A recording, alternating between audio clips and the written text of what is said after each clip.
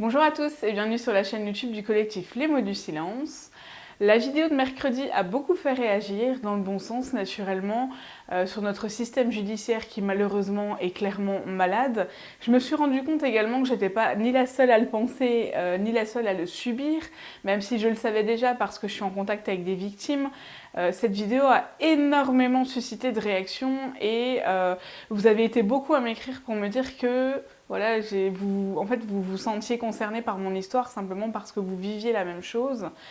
Et vous avez été aussi beaucoup à me poser des questions sur mon histoire. Alors ce que je vous propose, c'est de réagir en commentaire de cette vidéo, de me poser des questions sur les éléments sur lesquels en tout cas vous voulez des réponses, parce que c'est un petit peu compliqué, mon histoire est très longue. Mon histoire s'étale quand même sur 29 ans de vie. Après, ma procédure s'étale sur 6 ans et elle n'est pas encore réellement terminée. Donc n'hésitez pas à me poser des questions. Il y en a auxquelles je pourrais répondre, il y en a d'autres auxquelles je ne pourrais pas forcément répondre. Mais voilà, n'hésitez pas, posez-moi des questions et je ferai une vidéo pour répondre aux questions que vous vous posez me concernant. Ensuite, il y a une question qui m'a particulièrement touchée en fait par rapport à ma vidéo de mercredi, quand quelqu'un m'a écrit pour me demander comment as-tu fait pour te reconstruire. Alors malheureusement, comment j'ai fait pour me reconstruire? La réponse est très longue. Je vais essayer de la résumer, mais je pense que la phrase qui pourrait le mieux la résumer, c'est j'y travaille encore chaque jour. Simplement parce que moi, dans mon affaire ou dans mon histoire, parce que c'est aussi mon histoire de vie quand je parle de mon affaire, dans mon histoire à moi, il a fallu déjà, dans un premier temps, que j'accepte mon passé. Et ça, c'est quelque chose, en fait, finalement, que je n'ai pas accepté tout de suite à cause de la réaction de ma famille.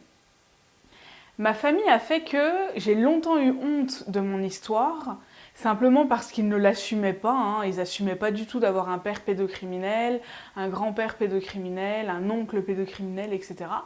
Et donc tout a été caché, il y a eu des non-dits, il y a eu même des mensonges, de la manipulation, etc. Donc pour moi, ça a été très très très difficile d'accepter mon passé. D'accepter que cette enfance-là, cette adolescence, ce début de femme adulte et encore ma vie aujourd'hui, ça en fait partie.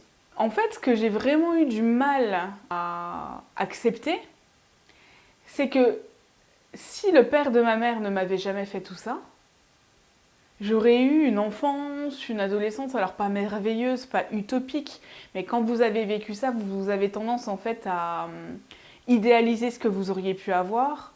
Mais en tout cas, pour moi, l'idéal, ça aurait été déjà de ne pas avoir été violée et abusée. Vous allez me dire, c'est complètement débile ce que je suis en train de dire. Non, si vous êtes non victime et que vous regardez cette vidéo, bah ouais, ça peut vous paraître complètement stupide. Non, en tant que victime, la seule chose que j'aimerais changer dans mon passé, c'est ça. J'aurais pu avoir une adolescence, une enfance pourrie, je crois que j'aurais même préféré naître dans la rue, j'aurais préféré ne pas avoir de toit au-dessus de ma tête. Naturellement, ça ne m'est encore jamais arrivé, donc voilà, je prends des exemples qui pour moi me paraissent, ça ne se dit absolument pas en vrai français, mais moins pire que moi en tant que petite fille me faire violer et abuser, simplement parce que j'en ai tellement souffert, ça m'a tellement amené dans un état psychologique suicidaire, autodestructeur. Enfin, franchement, ça a été tellement dur d'en arriver là où j'en suis arrivée maintenant que je ne sais pas ce qui aurait pu plus me démolir dans mon passé. En fait, je ne sais pas ce qu'on aurait pu ajouter de pire dans une histoire, après c'est me concernant naturellement, je ne sais pas ce qu'on aurait pu ajouter de pire dans mon histoire que me faire abuser et violer. Par contre, sur le fait de me reconstruire, je dirais que en tant que victime, en fait c'est très simple, c'est comme si vous aviez une maison avec des fondations en carton. C'est pas du tout solide. Bon, en fait, ma vie, je passais mon temps à essayer en fait de construire par-dessus ces fondations en carton, donc ma vie passait son temps à s'écrouler. Parce que j'avais pas les bons ingrédients, forcément j'étais pas suivie par des professionnels de santé, j'avais pas encore suivi mon coaching, j'avais pas encore vu l'hypnothérapeute, etc. Donc j'étais en permanence en train d'essayer de construire une vie sur des bases qui n'étaient absolument pas saines et qui étaient en fait inexistantes. Simplement parce que toute ma vie, ou en tout cas mon début de vie, dépendait d'abus, de viols, de manipulations, de mensonges, de tout ce que vous voulez. Après, il y a eu tout un contexte familial aussi très compliqué. Ça, vous avez été beaucoup à me poser des questions dessus. Je ne sais pas encore de quelle manière je vais choisir d'y répondre, parce que voilà, j'ai pas forcément envie de lancer des polémiques autour de ça, mais je m'y attellerai à y répondre dans une vidéo pour expliquer un petit peu le contexte dans lequel j'ai grandi. Ensuite, une fois que vous avez fait des bases saines, alors ça m'a quand même pris un certain temps, hein, je pense que j'ai mis au moins 6 ans à avoir des bases solides, saines. J'avais déjà commencé un petit peu toute seule et la thérapie m'a aidée à savoir qui j'étais. Et en fait, dans la vie, du moment où vous savez qui vous êtes, vous savez également, et ça je le dis dans plein de vidéos, ce que vous ne voulez pas. Et du coup, quand vous savez ce que vous ne voulez pas, vous savez également ce qu'il faut faire pour ne pas en arriver là. Dans une autre de mes vidéos, je parle beaucoup de certaines addictions par lesquelles je suis passée, comme l'alcool. Ça a été quand même assez compliqué parce que j'avais un comportement ultra autodestructeur. Moi, clairement, même si un jour on vient à se séparer, parce que bon, on ne sait pas de quoi est fait la vie ou autre, même si ce n'est pas du tout ce que je souhaite, Simon a été un élément ultra sain dans ma vie. Et pourtant, il pourra vous le raconter un jour si vous le souhaitez. Au tout début qu'on s'est rencontrés, c'était pas du tout le genre de type que je cherchais.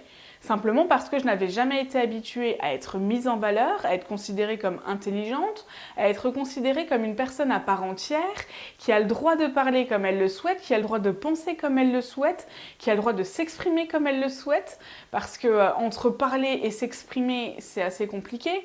Moi, j'avais des tas d'idées, dans le sens où j'avais des tas de manières de penser que je n'avais jamais osé étaler à mon entourage. Et un jour, j'ai assumé qui j'étais, j'ai assumé de ne pas être en accord avec ma famille, sur beaucoup de choses, notamment la religion. Donc j'ai assumé qui j'étais. Et ce que j'ai envie de dire à cette personne, c'est que comment on commence à se reconstruire, la première chose, c'est en acceptant qui on est. Mais qui on est réellement, pas qui on est par rapport à sa famille. Ça veut dire que tu es un individu à part entière, tu as le droit d'avoir ta façon de penser, et tu as le droit de penser blanc alors que toute ta famille pense noir. Par contre, attention, ça a des conséquences. Ça a des conséquences que quasiment toute la famille de ma mère ne me parle plus.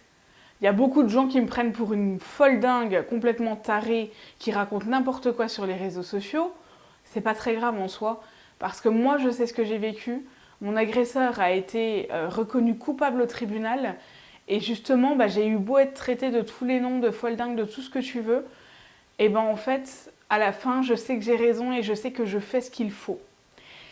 Si dans ta vie, tu es persuadé qu'à chaque étape, parce que moi j'ai vraiment cette impression-là, j'ai l'impression de passer des étapes. Comme si ma vie c'était le Tour de France et qu'il fallait que je valide des étapes pour réussir à accéder en quelque sorte à la finale, si je puis dire. Mais en fait, il y a des étapes aussi que tu vas pas valider et que tu vas devoir recommencer. Et il y a peut-être des étapes aussi que tu auras validées, mais qu'il va falloir recommencer quand même parce que tu seras reparti en arrière. Le seul conseil que je peux te donner par rapport à comment j'ai fait pour me reconstruire, c'est qu'en fait, il faut jamais lâcher, il faut jamais te décourager. T'es pas nul, t'es peut-être à part. Moi, je suis complètement à part, tu peux demander à mes proches. C'est totalement vrai et pourtant je l'assume complètement parce qu'en fait, j'en ai fait ma force. Assume qui tu es, fais ce que tu veux, mais surtout, sois heureux. C'est le seul conseil que je peux te donner et reconstruis-toi une vie. T'es peut-être victime, t'as peut-être mal commencé ta vie, mais c'est pas fini. Donc voilà. Je vous dis à la semaine prochaine et à bientôt.